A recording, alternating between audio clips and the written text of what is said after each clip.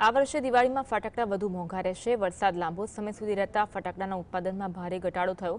અમદાવાદ નજીકનું વાંચગામ ગુજરાતનું મિની શિવકાશી ગણાય છે। અહીં વેપારીઓના ઓર્ડર પૂરા કરવા દિવસ રાત ફટાકડા બનાવવાનું કામ ચાલી રહ્યું છે।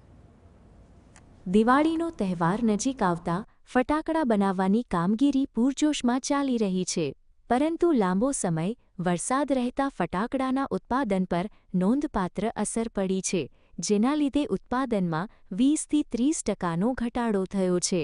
સતત વરસાદને કારણે ઉત્પાદન પ્રક્રિયા ધીમી પડી છે।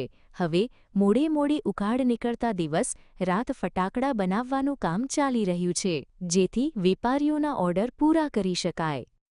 વરસાદના કારણે અત્યારે જે આપણે ઓર્ડર લીધેલા છે એમાં 20થી 22%નો આપણે હજુ સુધી ઓર્ડર આપણે પૂરતો નથી કરી શક્યા વેપારીઓને, જેના કારણે આપણે અત્યારે રાત દિવસ એક કરીને વેપારીનો માલ પૂરો કરીએ છીએ। કઈ વરસાદને કારણે કેવી રીતે એટલે અસર થાય છે? વરસાદના કારણે થોડા હર્ડલ્સ આવી રહ્યા છે, કેમ કે વરસાદ હોય તો આપણે બનાવી ના શકીએ અને ભેજ હોય તો આપણે શું કહેવાય પ્રોડક્શનમાં થોડું ડિસ્ટર્બ થઈ રહ્યું છે।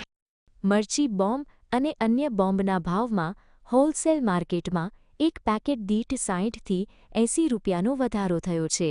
આ વધારાનું મુખ્ય કારણ ફેક્ટરીઓમાં ઓછું ઉત્પાદન છે।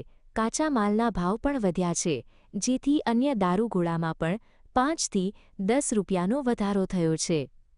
મરચી બોમ્બને જે બોમ્બ આઇટમ છે જેની અંદર દિવેટો પડે છે, એ દિવેટોની અંદર દિવેટમાં જે વસ્તુનું કેમિકલ પડે, દોરા પડે, એ તે જે વસ્તુના ભાવમાં કોસ્ટ ઊંચી ગયેલી છે અને પ્લસ 4થી 5 મહિના કામ બંધ રહ્યું છે વરસાદના લીધે।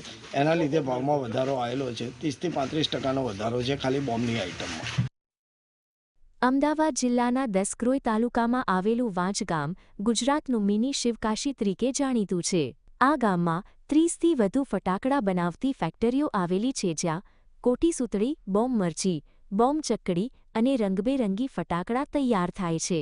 અહીં બનતા ફટાકડા રાજ્યના વિવિધ ભાગોમાં મોકલવામાં આવે છે। દિવાળીનો તહેવાર ફટાકડા ઉત્પાદકો અને વેપારીઓ માટે આવકનો સૌથી મોટો તહેવાર છે, કારણ કે આખા વર્ષની મોટાભાગની કમાણી આ સમયે થાય છે।